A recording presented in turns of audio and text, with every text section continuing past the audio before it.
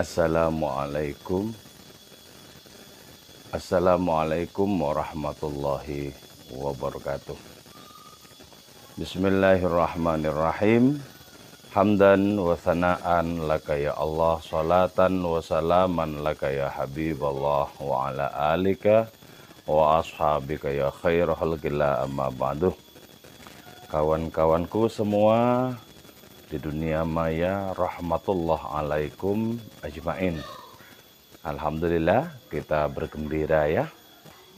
Bergembira sekali karena insya Allah besok kita sudah mulai berpuasa. Nanti malam kita sudah mulai bertarawih dan bersahur. Alhamdulillahi rabbil alamin. Kalau ada kegembiraan di dalam hati kita dalam menyongsong bulan Ramadan ini, maka itu adalah pertanda yang sangat baik. Pertanda yang sangat baik. Kegembiraan itu adalah puncak dari penerimaan tentang sesuatu yang akan tiba atau sesuatu yang sudah tiba. Jadi ketika penerimaan itu mencapai puncak terhadap sesuatu yang menggembirakan, terhadap suatu karunia, maka itu adalah kegembiraan, penerimaan itu.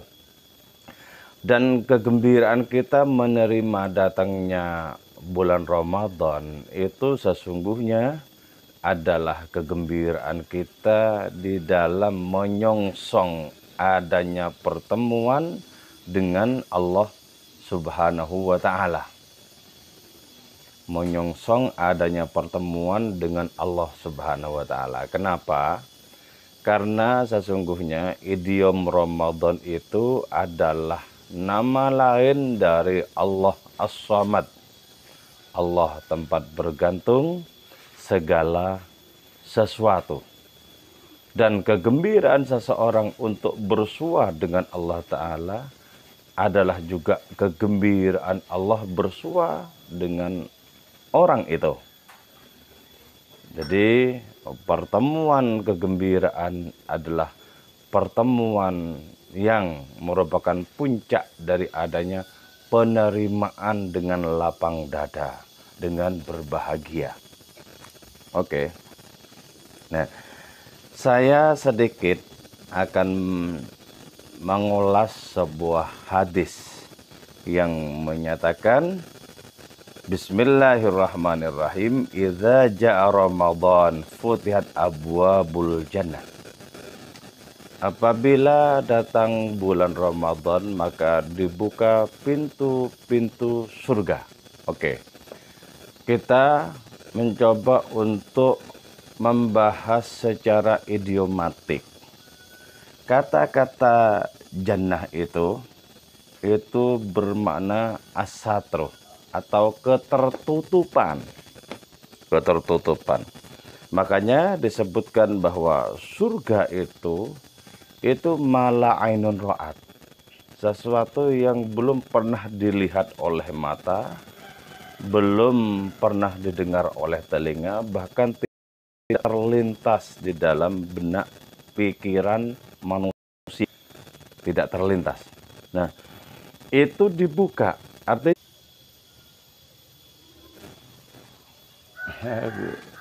ada gangguan teknis.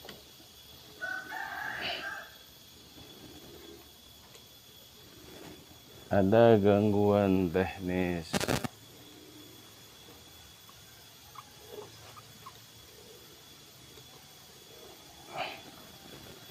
Oke, saya lanjutkan. Dibuka pintu-pintu surga. Artinya apa? Sesuatu yang semula tertutupi itu, sesuatu yang semula rahasia itu, kemudian memiliki korelasi dengan amalnya orang yang berpuasa. Kenapa disebut memiliki korelasi? Karena puasa itu adalah amalun masturun, yaitu amal yang tertutupi, ya, tertutupi. Puasa itu bukan mengerjakan sesuatu, tapi meninggalkan sesuatu. Puasa itu bukan mengerjakan sesuatu, tapi meninggalkan sesuatu.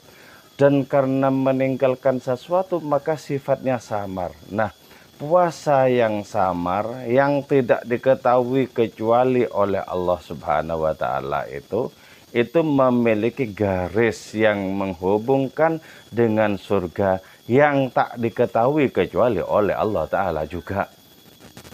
Jadi, adanya ketersambungan ini ya menjadikan puasa itu memiliki makna yang istimewa.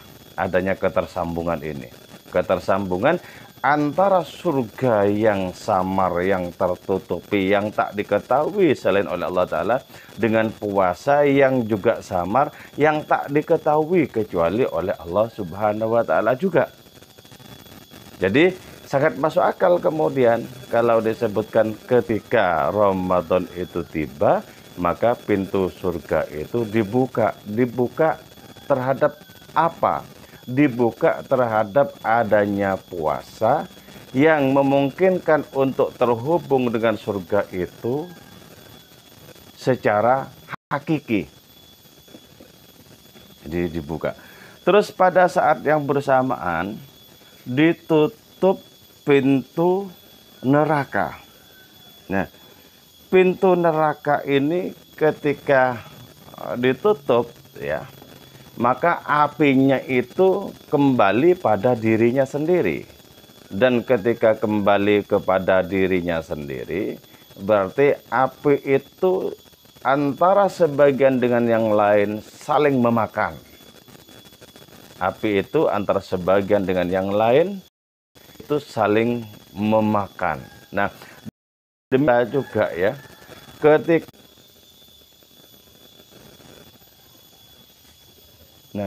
demikian pula ya, ketika orang yang berpuasa itu menahan diri dari segala yang diinginkan oleh nafsunya, maka adanya kepanasan, adanya hawa panas karena menghentikan keinginan nafsu itu akan bertumpuk-tumpuk di dalam diri juga. Jadi kalau neraka itu kemudian apinya tidak memiliki objek dan di dalam itu saling memakan, maka juga api tabiat dalam diri manusia, api nafsu dalam diri manusia itu saling memakan dirinya sendiri, dan karena itu makin melemah. Jadi ya, karena tidak dikasih objek, maka saling memakan dirinya sendiri, dan karena itu makin melemah, makin melemah. Jadi ingat misalnya ya, ketika Nabi bersabda bahwa ketika orang-orang beriman itu melintasi surga, surga itu bilang, wahai kalian orang-orang beriman, cepat-cepat melintasi titian di atasku, sebab kalau berlama-lama apiku nanti akan mati. Kenapa? Karena tidak memiliki objek. Tidak memiliki objek. Jadi segala sesuatu yang tidak memiliki objek itu akan lemah, makin lemah, makin lemah. Padahal semestinya objek itu dikonsumsi. Mestinya dikonsumsi. Nah, ini kemudian yang disebut dengan adanya apa? Keterhubungan ontologis antara neraka dengan orang-orang yang beriman yang berpuasa, yaitu saling menutupi.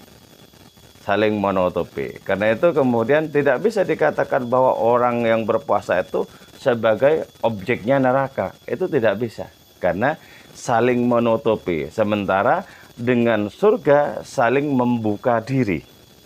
Itu konotasinya seperti itu.